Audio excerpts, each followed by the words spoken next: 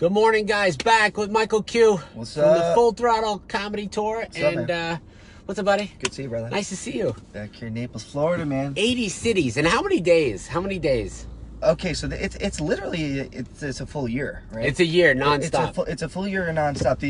Just no life but traveling on the road. It's 1 to 2 days off per week, right? And Okay. like I said, to do that is to go back to, I got the show Monday nights at the Comedy Store. I make sure I'm always there for that. Sometimes I miss it, like this week I'm gonna miss it, right? But beyond that, it's just plane, Uber, club, back to plane, Right. nonstop, man. Nonstop.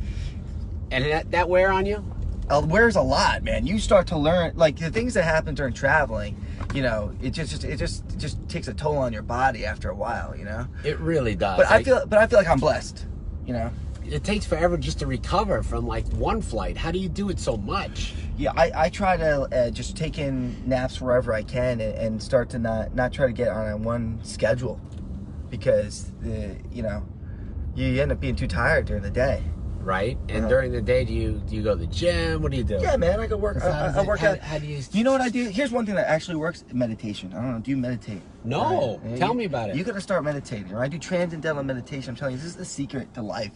Really? They don't tell you about this. They don't teach you this in school, right? So what do you do? Talk to me. Let me tell you. So I got into the spiritual stuff because, you know, I live in LA and I'm trying to get with these hippie. I like these burning chicks, you know. They're into stones. They're into meditation. They like that.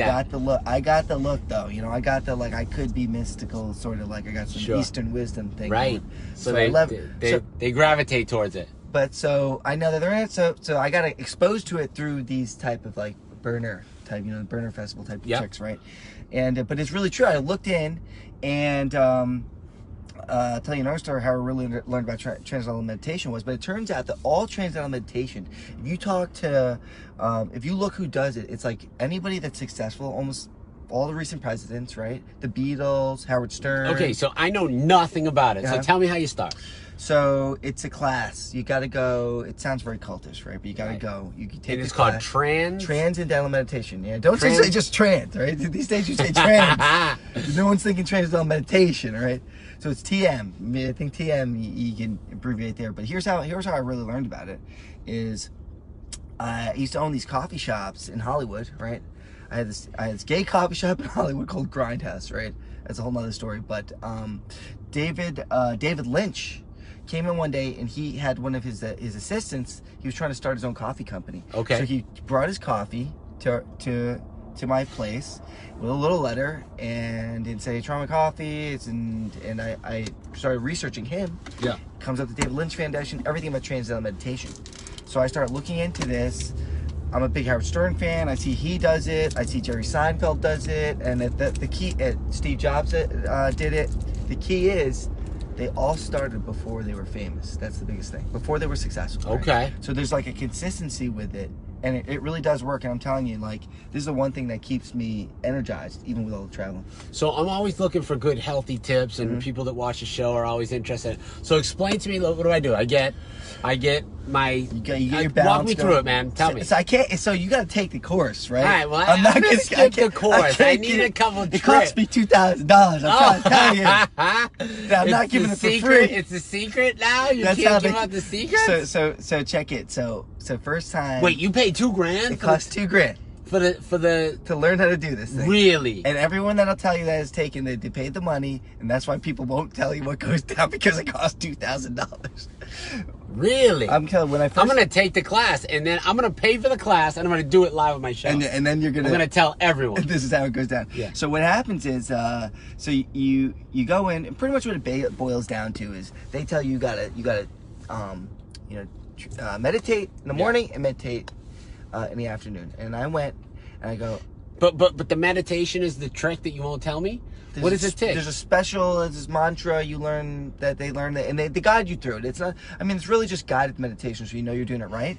But I remember when I first did it right. I'm paying all this money, and I get there, and I'm with the guy, and he's giving you the coaching 1-on-1, and he's like, you know, we do the meditation. You don't do it online. You go to the you go to a class. It's like you and like 5-6 people, and then you have to continuously keep going for a few months, right? And they coach you through to make sure that you're doing it right. And you just fall asleep in the middle of the class. You don't fall. See, that's the thing. So I went and I learned that, and he's like, close your eyes, you do your meditation. He goes, okay, now you got to do that twice a day.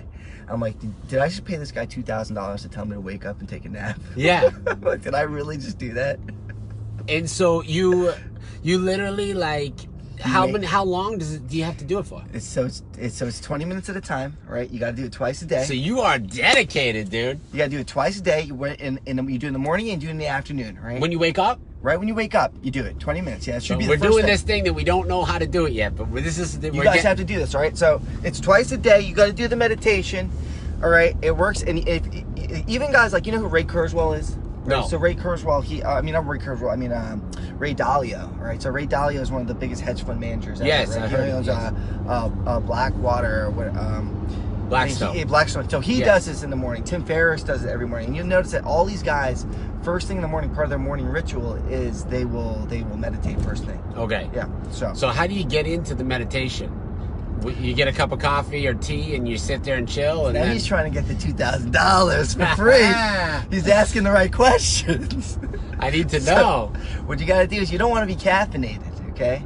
Okay. Like I drink the coffee. I'm addicted to coffee. I drink the coffee in the morning, but especially when you're first learning this, you don't want to have the caffeine in your body because you want to be able to get to that transcend. You get to that Zen state. It's called transcending, right? Okay. So what you're doing is you're really just cycling through stress, because when your brain goes through when you're meditating, your brain is filtering through stress, just like when you go to sleep. That's when your brain filters through stress, but it only happens in your deep sleep, right? Okay. So if you don't get a good sleep, you notice you start getting more cranky during the day, right? You snap next thing you know on the road because someone cuts you off, but meanwhile it's the buildup of the stress in your head, and that's finally the tipping point, when you blow up. Yeah. So what meditation does is it makes you filter through that stress throughout the day, because transcendental meditation is actually 8 times deeper than sleep. Wow, I need that. I get no sleep, period. Yeah, so this will... Would I be a good candidate? Yeah, so you're going to feel rested. Yeah. It makes you feel rested, and the thing it gives you back is your energy. So you do it twice a day. They even say you can't even do it, which I made the mistake when I first started, you can't do it late at night. No. You will not fall asleep. Really? If you meditate, do TM at 8 p.m., you're not going to sleep till 3. Wow, because that 20 minutes. And how do you wake yourself up in 20 minutes? So you set a timer. You're not asleep. You're meditating. So there's a whole technique to it.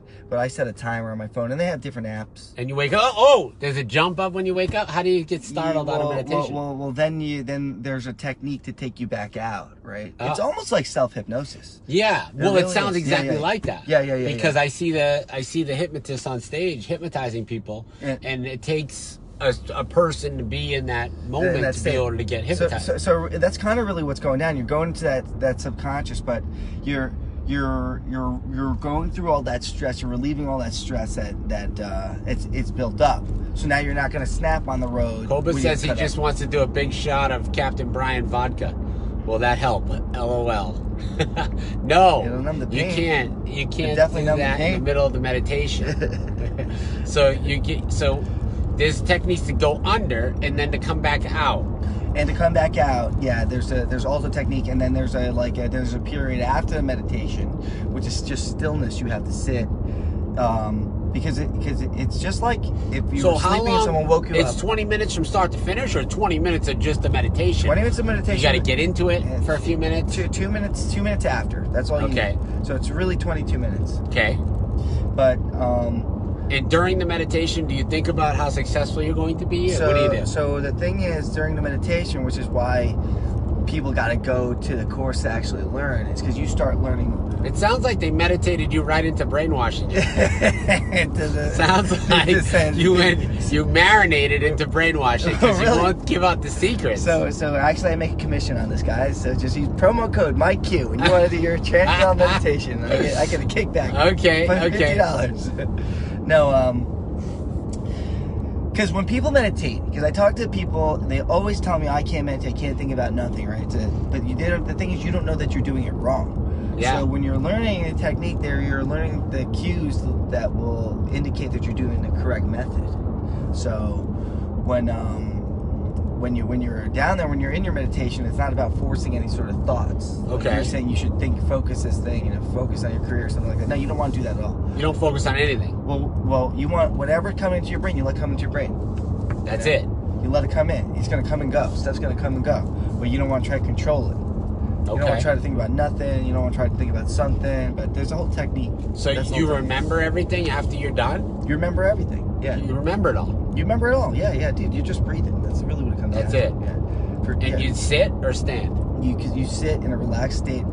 Now you guys are breaking it down one by. He's gonna replay this. He's gonna be like, "Save yourself $2,000." I'm gonna do it just for good content. I'm gonna get to spend the $2,000 just so I can reproduce it. You should. Well, 100%. You should do it. Everybody should do it. They actually did a study in Washington D.C. They had a TM retreat there. 2,000 meditators came in D.C. for 1 month. Every day they did daily meditation, and the crime actually dropped down for that month. You could look at all the months of crime in the area, and the month that they did TM there, crime actually dropped. And it's the part of the study is to show that people's moods affect other people. So that many people putting out there, putting positive vibes is contagious. Okay. Yeah. So I get that. Mm-hmm. And so that helps you with being on the road all the time. That helps you be on the road and helps you be more creative, right? So that's the biggest part about it. And that's why people like Paul McCartney and Jerry Seinfeld, they all do this. Gary Shandling. They use the exact guy.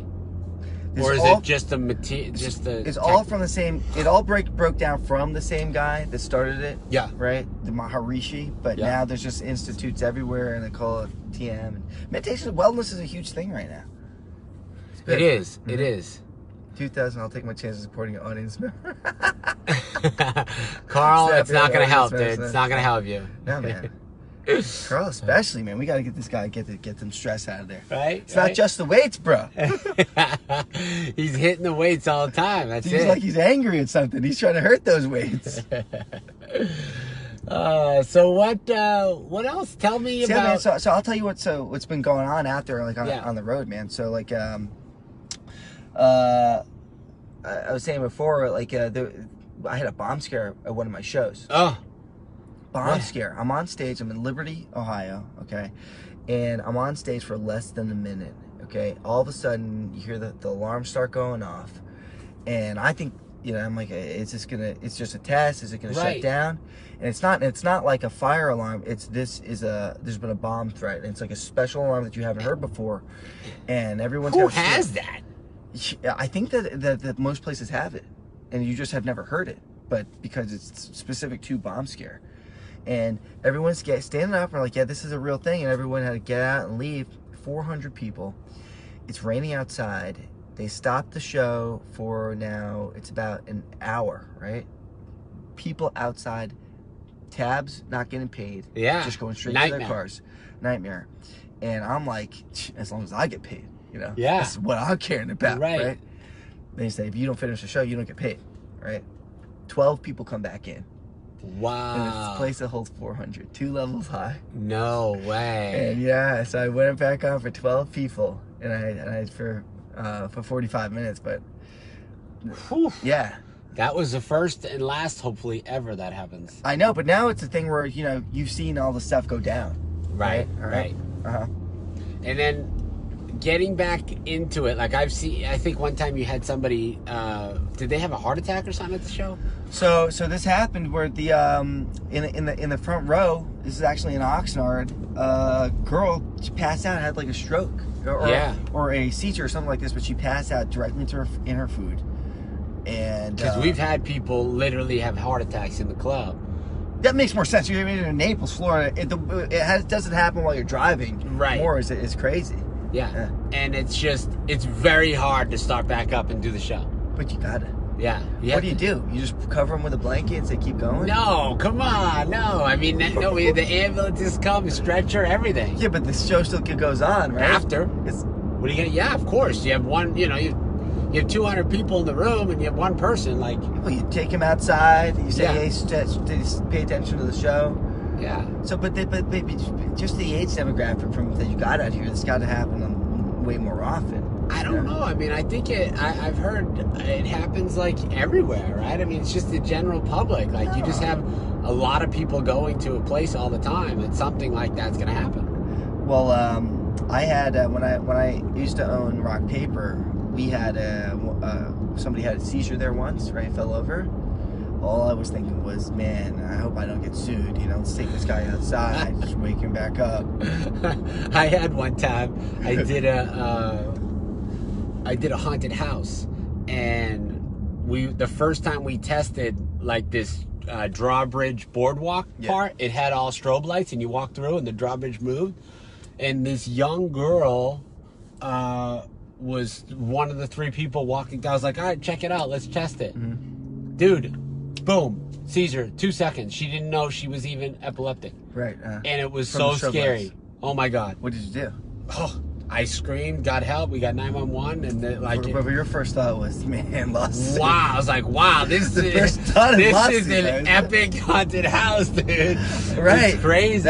Ticket sales must have went up after that. I mean, I didn't make it public. Poor kid. I mean, it was a problem, but ticket sales. It was wild. That was a hit little feature of the haunted house. So sometimes those things happen, and it actually draws more attention to people. Yeah. So I don't know if you know this, because I know you're from the East Coast too, but you remember a place called Action Park? That's really familiar. So what is that? In New Jersey, they had something. It was an adult, like, super extreme theme park. Okay. And it was like in the early 90s, or mid 90s, and people, they would have like bungee jumping. One of the rides was you just jumped off a cliff. They would have these super fast go-karts. You needed a helmet and license or something. I love that stuff. And so people were dying there. Oh. People would die a lot. There were 2, 3, and that just made more people want to go. Oh my God. Because it was such an extreme thing. Wow, that's like over extreme. It was over extreme. So like literally, they would have bungee jumping, and it's just like the bungee jumping 1.0. You know, where they still tied it to your ankles. now when you do bungee jumping, they tie it to your waist. Really? Obviously, you can't put your ankles. Your knees are gonna pop off. Right. So, yeah, they had that there. They had all the extreme things you could think of, and they eventually had to shut the place down because of all the deaths that went down. But people still talk about it. Is it a big place? It was. I mean, it's not like Disney. Yeah, right? but it's a good size. Good size. Like during the winters, it was a ski mountain, and during the summers, they turned into Action Park. Wow. But you could look this thing up online, and it was wild, and people would love going there and be like, the whole thing was, you might die. Yeah, you might die. You're dead. You're dead. I went one time, and I'll never forget, one of the rides was just a cliff. It was a long line. You wait to the top, and there's a guy up there, and it's just you jump into the water. That's it. It's a 100-foot drop. There's no ride. There's no ride. Just jump, and you're terrified. I remember getting pushed. Oh my God! Yeah, I'd be so scared. Yeah, 100 feet. If you land a little crooked, I mean, you could break something. You have to be there like just get into a pencil. That was a training. That was a training.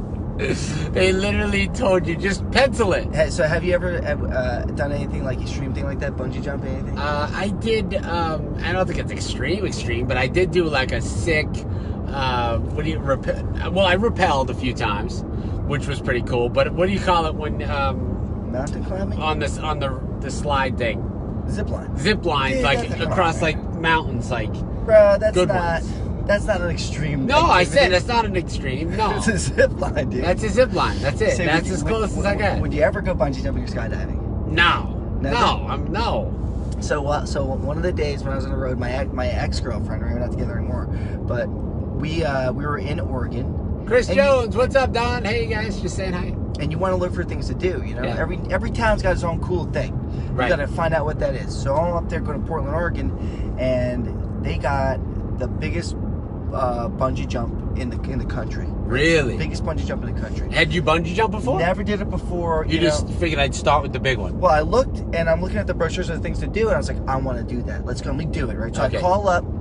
I call this thing up, and you're thinking some professional, right. You don't know that you're meeting 2 teenagers in the woods. Yeah. Right? And they got a rubber band they're going to tie to you. I wake my girl up in the morning, and I'm surprising her with this. Oh, yeah, big surprise. We're going to jump off a cliff. Could be the last time ever. I didn't tell her what we were going to do. And so I pick her up, I get her in the car, like, we gotta go. And she's like, what are we doing? And then it's like 6 o'clock in the morning. We're driving into the woods, right? The middle of the woods. And I'm not telling her what's going on. Right. And she noticed she's walking to the middle of the woods to a bridge. There's nobody around for miles. She started to think she's going to be killed. Yeah, like this is going to get sketchy. Right. And then I'm asking her to jump off a bridge. How high was it? This thing had to be about... It had to be like 8 stories, 8 or 9 stories high. Really? It was really high, man. Like, scary, super scary. I would never do it again. No. It's not worth it, no. And the thing is that you don't know about this is that it's the bounce up that is the most painful. It hurts? The thing is, strapping in areas that it's not supposed to strap in, dude. Just imagine falling in your crotch. You got this, this band that's going through. And you're going up as fast as you go down because it's a rubber band. Right, so you shoot up. And then there's a bridge on top of you, right? Your head could hit that bridge. Yeah, so it's really, really scary. But it's never done. It's never happened. You just feel like it could. Here's the thing, all right? The people that it goes wrong don't live to write the bad review. They're not telling you. So there's only good reviews. Correct, yeah. The TripAdvisor guys aren't coming back from the dead. No, so it's only 5-star reviews. The people that are going to write 1 stars died. So you get out there. Did you say, no way, I'm not doing it? I got this problem with just being too impulsive. I'm like, I'm just going to do it. Didn't even think about it, just focused. And I jumped off. Did you meditate first? In the morning I meditated. Maybe that's why you did it. Yeah. So I jumped off this thing and I was just laser focused the whole time. And the whole time when I was thinking, you don't die before that 20 feet. How fast are you dropping? Like, it's ridiculous? It's so fast, but the thing is your brain is moving so quickly because you're so alert that it feels like it's taking a long time. Really? Yeah, because you're just laser focused. I want to hit I just want to stop this. Well, you're just trying to focus on making sure that this thing doesn't wrap around your neck as you're going down. You're trying to keep your body straight, but then was there a technique they told you how to do all that, or no? Well, they say jump out as far as you can, right, and put your arms out, because if you go the wrong way, the cord can wrap around you. Yeah. Even if it wraps around your arm or something, it's going to pull it out of the socket. Yeah. So and it literally, when you go, you're meeting teenagers in the woods. Right. This is not. They're setting it up right as you're getting there. Yeah. They're putting the tent up, and it's like these kids are barely out of high school. It's really sketch. And so how many people were doing it? Was there a bunch of people? Bunch of people. It's me and my girlfriend. That's it? That was it. Yeah. Yeah, this is like a Wednesday, I'm booking and they're getting... So it wasn't like a setup, like full business? It was just like, oh, this is where you jump and everyone brings people out there? It seemed like it. I mean, it's just a bridge, and then the guys come out and they set up their little tent. Like, this is now, I was there for them to set it up. When you go into something like this, you want it to be set up. Yeah, you want like a whole thing set. Look like they're in business. Right. You don't want to look like this is something that a Craigslist has. Oh my God, this is like a do-it-yourselfer. It was like that, and then so but they had tons of reviews, and then I'm looking at, and they set it up, and it really is just a big bungee cord, and then they do own the property. They have a zip line going through it. Yeah. But these are 19-year-old kids. Right. And so it was terrifying, and I thought like. And here's the crazy part. So you do it, the first time you go, it's like $125 or something. And they're like, oh, the second one, right, is like $50, right? If you want to do the second one. Right? Yeah. So I was not about to do the second one. Yeah. What about the girlfriend? She didn't want to. She's not the girlfriend anymore. Yeah. Oh, she left. She's gone. After that. Yeah. You left her there. Guys, we got to wrap it up. We're heading out. Go see Michael at Off the Hook Comedy Club. Don't miss it. This week, he is here Wednesday through Sunday, and it's the Full Throttle Comedy Tour. Michael, thank you, sir. Thanks, bro. Appreciate it, buddy. Thanks for being on the Captain's Log. We'll be back tomorrow. James Davis, we out.